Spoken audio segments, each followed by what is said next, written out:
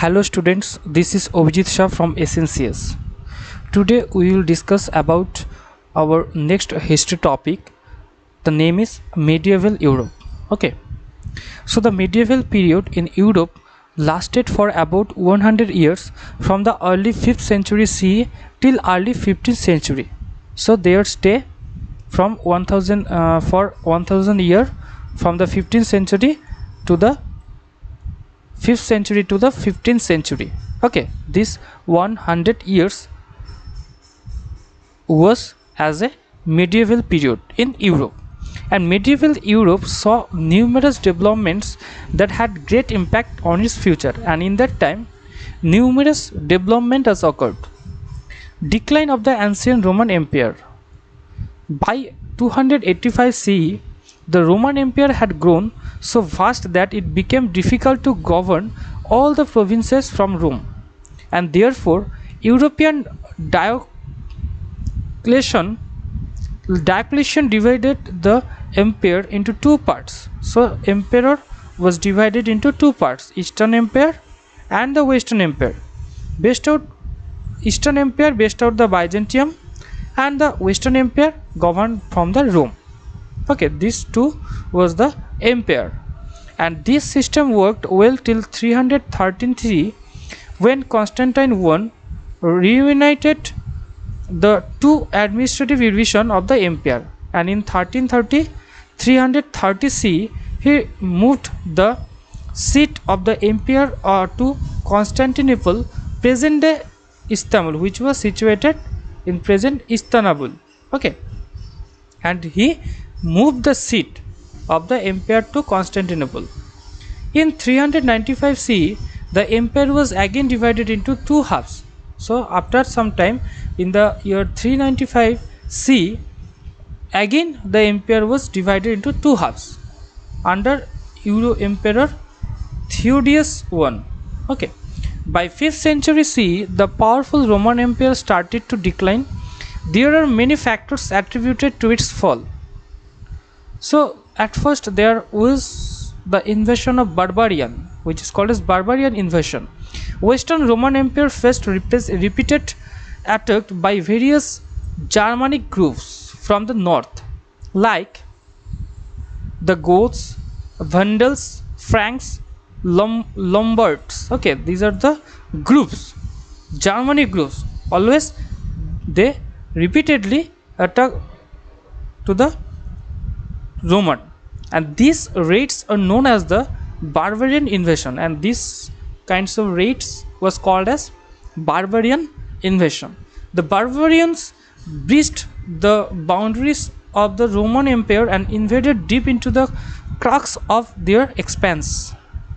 They also invaded and looted the city of Rome, and these tribes took over all the major provinces and established numerous post-Roman kingdom, and this tribe took over all the major provinces and established that numerous post-Roman kingdom. In 476 CE, the Germanic leader Odoacer overthrew the last Western Roman emperor, and Romulus Augustus was the last West Roman emperor. Okay, this marked the fall of the mighty Western Roman Empire, and this was the cause of fall of empire.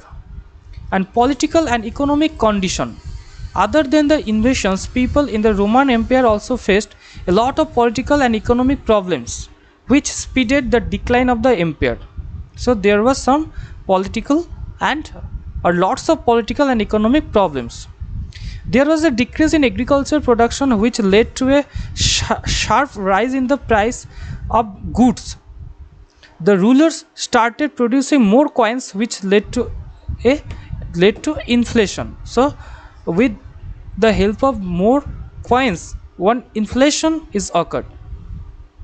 The political system of the Western Roman Empire was weak and unstable, and in that time the political system of Western Roman Empire was weak and unstable. It saw 25 emperors in 47 years, and all these reasons led to the fall of the ones mighty and powerful Western Roman Empire. However, the Eastern Roman Empire still thrived and prospered for countries centuries after the fall of its Western counterpart. Byzantium, the birth of a new empire. The Byzantine Empire was the Eastern Roman Empire. So, Western Roman Empire was done by Romulus Augustus, and there was this kind of things. And in the Eastern Roman Empire, this was also called as Byzantine Empire, and which had its capital at Byzantium. And in 330 CE, Roman Emperor Constantine I renamed Byzantium as Constantinople. Constantine I, he renamed the place Byzantium as Constantinople and made it new Roman capital, and he made it as a new capital. And the Byzantine Empire also had to face invasions by the barbarian tribes. However, it could withstand the onslaught due to several factors like its geographic location, stronger administrative center, and internal political stability.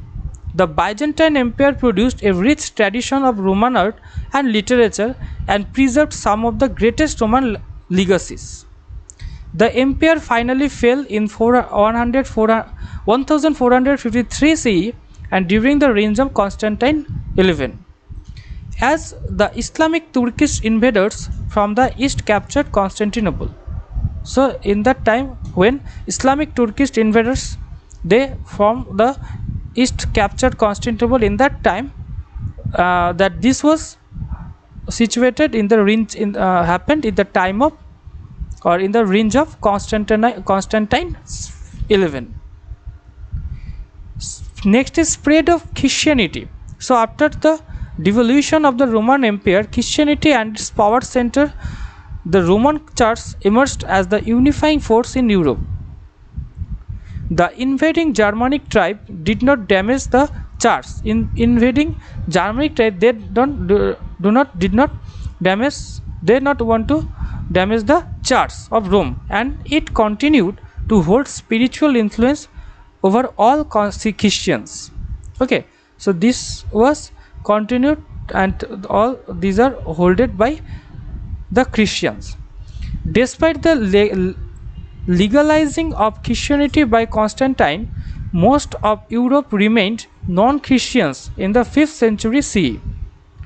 However, in the span of the next 500 years, most people in Europe converted to Christianity, and every state in Europe adopted Christianity as the state religion. Okay, so after some time, at first or in the beginning time, there was less amount of Christians, but after 500 years, what happened, that every state selected the Christian community as a state religion. And when a king or feudal lord converted to Christianity, his subjects would also convert immediately. And with the widespread popularity of the religion, the power and wealth of the church increased. Christian monks traveled far and wide to spread the message of Christ, and new religious orders were established among the monks. They started building monasteries to serve as a place of residence and a place to teach the religion. Okay, so they started for making the building. They started making monasteries, and they serve these buildings for the residents. Okay, and missionaries were deployed to spread the message of Christ and increase the count of converts. The monasteries built by them became centers of learning and training, and the monasteries was stay as a center of learning and training. As Christianity spread, the number of churches also increased. Grand churches were built in each city of Europe, and these churches were very active in spreading Christian education. Next is monks and monasteries. The Church of Rome played a pivotal role in the development of religious and cultural unity among the people of Europe in the medieval period. So Church of Rome played a pivotal role. They placed as a pivotal role in the development of religious and cultural unity among the people of Europe in the medieval period. The priests were charged with the duties of preaching and performing religious rituals and rites, as well as helping the poor and the needy. They always try to help the poor people and the needy. They traveled and lived among the common people, and however, some of them choose to live a scheduled life away from civilization. They always try to maintain their scheduled life, and these priests were known as monks. Okay, and they devoted their entire lives to their religious duties and took vows of not getting married. And women who followed this path were called nuns. They not getting married and they followed the monks activity, they are called as nuns, and they resided in numerous or convents built for them. The monks lived in a monastery or abbey.